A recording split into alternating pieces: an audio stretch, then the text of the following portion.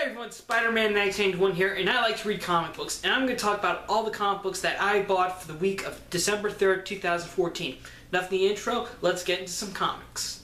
The only comic that I bought from Marvel this week is Legendary Star-Lord number 6. This issue is a pretty good balance between comedy and romance, as Peter Quill takes Kitty Pryde on their first date via hologram, where at first they go to a space opera and they try ice skate. And they go ice skating, but each time they go somewhere, they are attacked by a member of the Slaughter Squad, and Peter kind of has to keep Kitty out of danger and protect himself. Well, even though Kitty's a hologram, he kind of doesn't want her to see their date being interrupted, so he kind of like acts clumsily and tries to sort of make sure she wouldn't see him like fighting any members of the Slaughter Squad that show up. And it happens like first at the opera, then when they go ice skating, then when they try to have dinner. And then when they're alone in a garden, in a quiet garden, Kitty talks to Peter and thinks that maybe the way this date, since this date hasn't gone good, that they should break up. However, Peter says that he doesn't want to break up. He thinks that she's one of the greatest girls he's met in the galaxy, and he admires her for what she's doing with the original X-Men, being their mentor. And and so that stirs the romantic feelings in them, and they get ready to kiss when suddenly the entire Slaughter Squad shows up, and they turn off the communication Peter has with Kitty. Then they kidnap Peter and bring him to Mr. Knife, who at the end of this issue we find out is really Peter's father, Jason of Spartax, who wants revenge on his son for dethroning him. And back on Earth, Kitty Pryde and her trusty dragon Lockheed steal one of the Avengers' space jets so she can go into space, find Peter, and rescue him. Okay, like I said, this issue was a great balance between romance and comedy, as we see Peter trying to keep Kitty from finding out that he's being hunted by this band of mercenaries, while at the same time trying to have a romantic evening with her. And he does, give her a very heartfelt speech about how he feels about her and how he's a lot different now. Instead of going to a bar looking for random space chicks, he's actually in a relationship with her, and he loves it. He genuinely loves it, and he loves her, which is nice.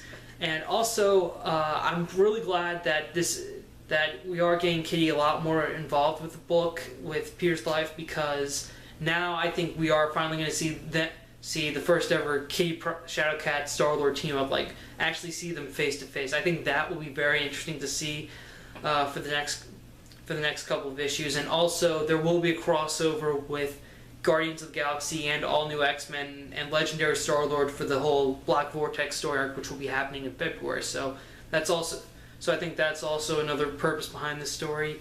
And the revelation about who Mr. Knife is, being Peter's dad, it is a little surprised at first, but then once it sets in, you kind of realize, well, it was probably the most obvious thing, most expected thing. Like, at first it is kind of a shock, like, wait, it's his dad? And then you start to realize, okay, we haven't seen his dad in a while, so it makes sense that he's using another alias to try to get revenge on his son and stuff. So yeah, and I think what Peter Quill's dad wants to use the Black Vortex mirror for, which we saw last issue, I think he wants to use it to somehow restore his position of power on Spartax or something, and also get rid of his son to make sure he doesn't interfere with his plans again. So yeah, overall I would say Legendary Star-Lord, this is still a fantastic series. It's one of my favorite series I get from Marvel every month, and every time I always say it's definitely a buy. Starting the list of DC Comics, we have Green Arrow number 37. Basically, the first third of the issue is Green Arrow fighting Merlin for Mia Dearden's life, and of course, during the fight, when Merlin gets the chance to get close to Green Arrow with a knife, he kind of realizes that this guy is Oliver Queen, and they're also fighting on a moving bus. So right when Merlin realizes this, they hit an overpass, and right when the bus goes under, Merlin's gone, and Oliver is able to rescue Mia, and he takes her back to his base, where she explains that the man who's chasing her, Jonathan King, is really her father, and he murdered her mother, and even though he has this public persona of a caring man who helps out any city in need and is a humanitarian. He's really doing all this just so that he can get undivided loyalty out of all the people he helps, so that he can basically control them and stuff. So Oliver takes Diggle and Felicity with him to a fundraiser that King is having on a blimp and confronts him about his actions and about Mia, but King reveals that he knows Oliver is Green Arrow, and he says that he really can't stop him and sends out a mass text message that gets the subjects to immediately attack Oliver, Diggle, and Felicity. And the only way they escape the party is by jumping off the blimp. And when they do, they're fortunate. On the last page, they're saved by Oliver's good friend Hal Jordan, Green Lantern of Sector 2814. Okay, so honestly, since the whole creative team change on Green Arrow, I feel like this book has lost some of its momentum. I mean, I feel like the character Merlin, they're bringing him back, which I think is good and interesting, but I mean, honestly, I find Merlin more interesting than the main villain of this story arc, John King. And I really think that right now this story arc is just sort of laying the groundwork for the new creative team, who are also the team behind Arrow, the TV series. And right now this is just kind of laying some groundwork for where they want to go. They're reintroducing everyone to Mia, the new 52 version of Mia Dearden, also Felicity Smoke and Diggle, which is good, but it doesn't really feel like the TV series in a sense. But it doesn't really feel right now. This title doesn't feel like the way it was before when Jeff Lemire wrote it. Nor does it feel as great as the TV series Arrow. Like I said, Merlin does seem a lot more of an interesting character than John King. I think we might be able. I think at some point after this story arc, we're going to get more into Merlin, because in the New 52, he is Tommy Merlin, Oliver's former friend, who was in an accident on the oil rig that was destroyed, that resulted in Oliver winding up on the island in the first place, that led him to become Green Arrow. So I guess we can just wait and see. But right now, all I can say about Green Arrow right now is borrowed from a friend. The next comic is Justice League 3000 number 12, featuring the return of the dynamic duo Booster Gold and Blue Beetle. These are not the new 52 versions of the characters. These are the original versions from the first Justice League International series, when they were just a couple of buds hanging out in the Justice League, pulling pranks, having some laughs. Those are the characters that you see in this issue. Basically, Booster and Ted wake up from a cryogenic crypt that was in the 31st century on Tacron Galtos, and they have no memory of how they were frozen, how they wound up in the 31st century. So for the most of the issue, Booster and Ted just explore the planet, and when Ted starts to notice how some of the things on this planet look similar to Times Square in New York City, he starts to realize, like, maybe it's possible one of my hidden bunkers with my Blue Beetle tech is here on this planet somewhere, and we can use that to go home, to figure out a way home. So Booster and Ted look, and they are able to find the bunker. Unfortunately, though, when they get there, they notice that most of the tech has been upgraded, and it's revealed that someone else did beat them to the bunker and is now using Ted's equipment and costume, and is trying to be the new Blue Beetle. And he starts attacking, and he gets ready to attack Booster and Ted, and that's where the issue ends. Alright, really, this issue was just classic Blue and Gold. If you are a fan of Booster and Blue from the JLI era, then this is definitely a buy for you. If you're not, I would just say borrow this from a friend. Otherwise, also, the Justice League 3000 only makes like 2 to 3 page appearance in this issue. The issue is mainly focused on Booster Gold and Blue Beetle, which is great. If you are a fan of those two characters and all their hilarious hijinks, then this is definitely a buy. Otherwise, you can just borrow it from a friend.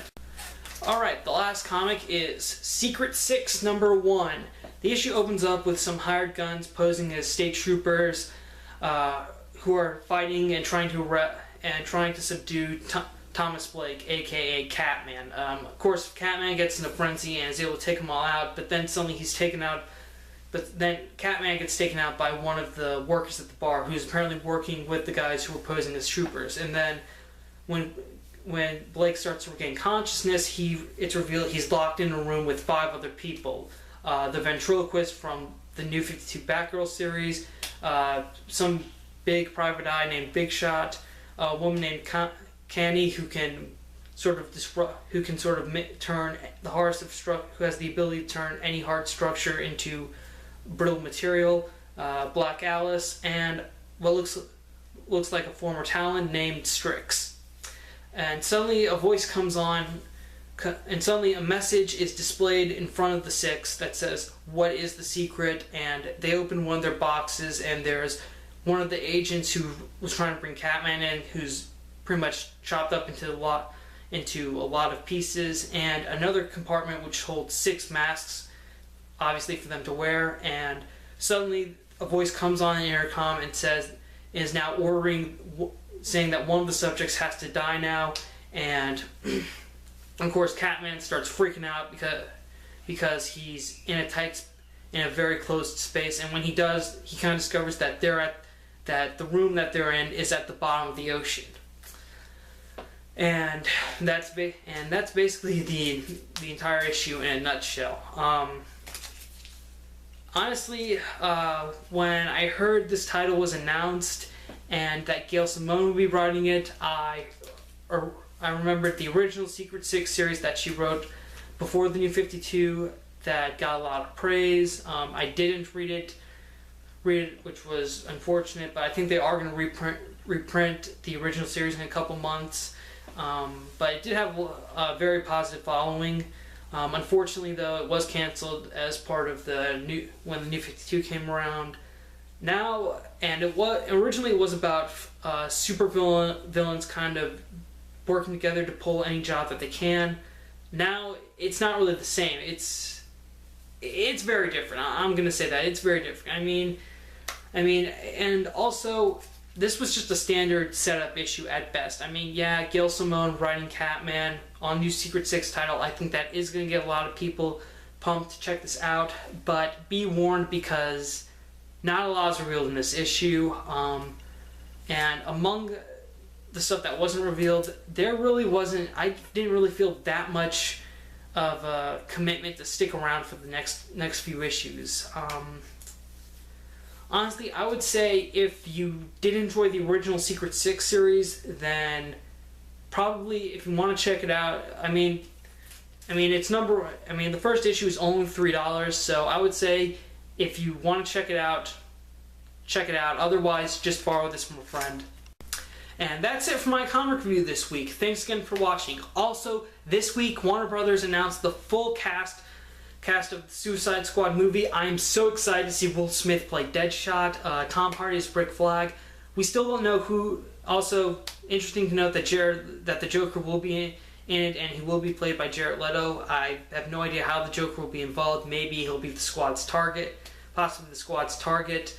Also, we don't have an Amanda Waller yet. The number 1 choice on the list is Oprah Winfrey.